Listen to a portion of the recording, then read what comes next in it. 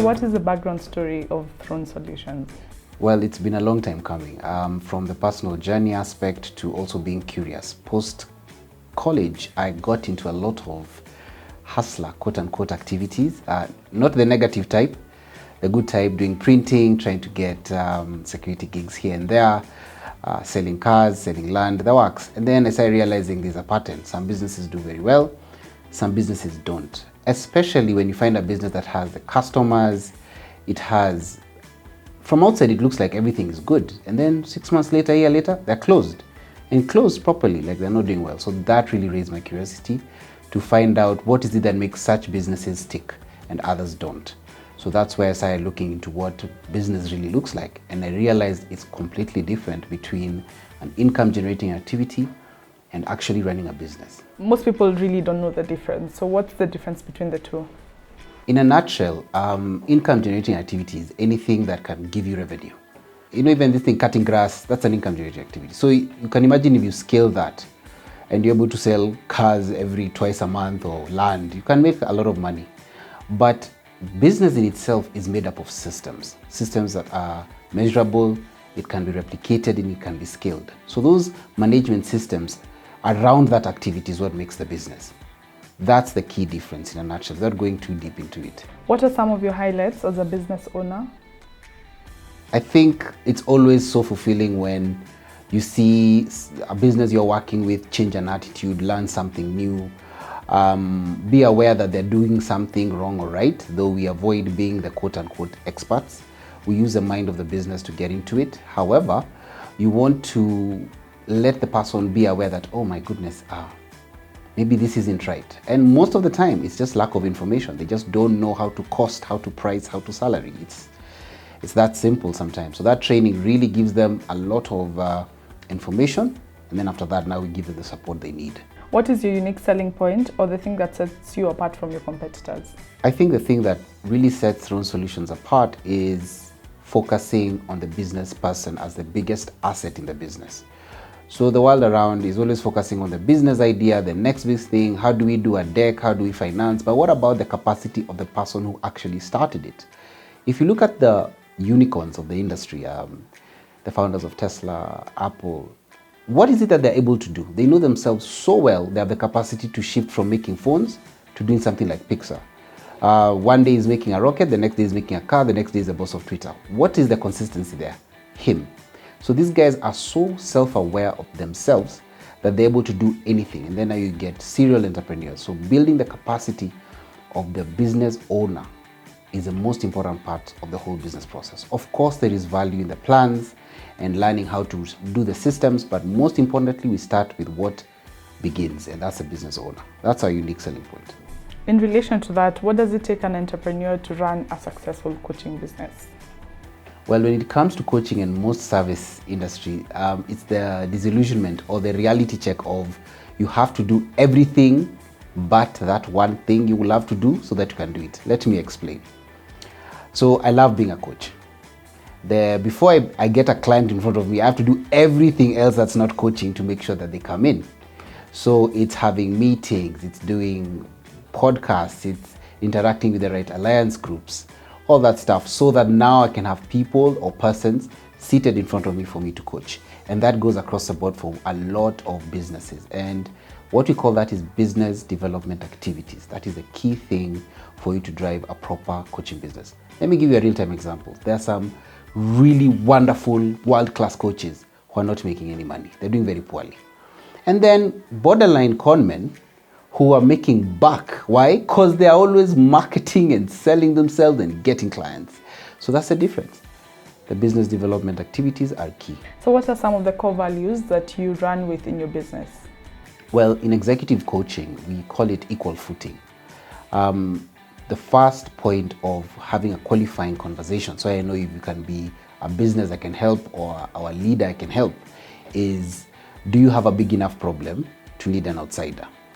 I cannot own your problem more than yourself. That won't work. So once we're able to define that scope that, hey, your problem is big enough to get somebody you don't know to help you, then we're in the right mindset. And that is key to our process. It's a cornerstone because remember, we said we are not necessarily the experts.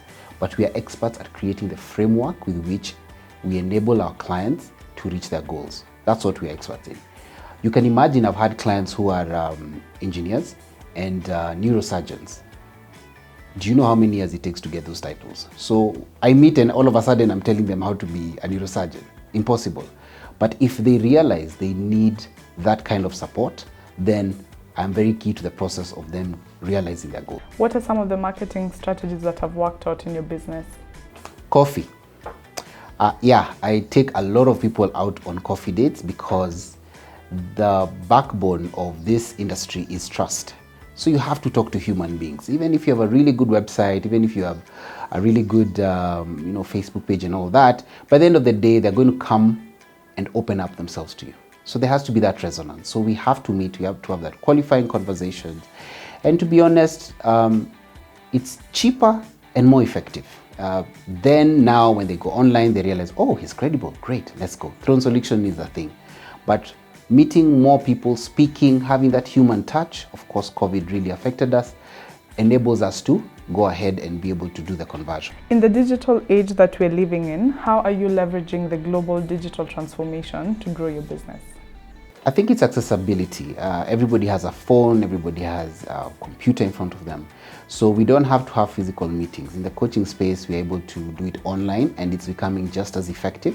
Although there are a few clients who are old school and they still want to, look and feel, I want to be there with you in the room. That's good. But what about my clients in Nigeria, in the UK, in the US? However, I've even had clients who are locally here in Nairobi, and I've never seen them with my eyes. We just do online and it works. I can't tell you they're short at all. I just know them as passport photos. That's it. What does the future look like for Throne Solutions? Throne Solutions, we are quite ambitious. Our blue ocean idea is we want to be a leadership and business hub that is directly plugged into a disruptive financing system. Can we genuinely grow businesses without making a killer profit and instead focus on the numbers where information is part of the process? But that's the big future. For now, we just want to impact as many entrepreneurs and leaders to be able to really affect where their spheres of influence are and make them better. What has your experience at Nairobi Garage been like? Fantastic. I really like Nairobi Garage, especially the current one. It has a park attached to it, and some of my executive clients just love walking around. And the higher you go, sometimes that person-to-person conversation is good when you're walking in fresh air and all that. The administration is fantastic and very supportive. I'm never worried that my clients will be mishandled. And you know how it is. You might find somebody who is like a hardware owner worth millions, but they will not necessarily come to a space with a suit. But I've never had one complaint. In fact, a lot of my clients are very happy with how the reception takes them in, guides them into our meeting rooms. So it's fantastic. It also enables me to be a bit flexible with my location. Let's say my client is coming from across town. I can use one of the other branches and it works very well. So what does having an office in a co-working space mean for you as a coach? The biggest value having a co-working space for me is the meeting rooms. I'm not really the desk. I'm not much of a coder or doing a lot of admin stuff, but the meeting rooms are very good because they're very well priced and they enable me to have access, again, as I said, all over the town. I mean, you can imagine working from Westlands to the CBD and to Karen, different clients having different needs.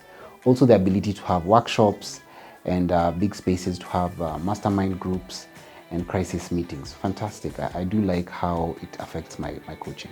Yeah. Finally, what's your parting shot or words of encouragement to anyone watching you?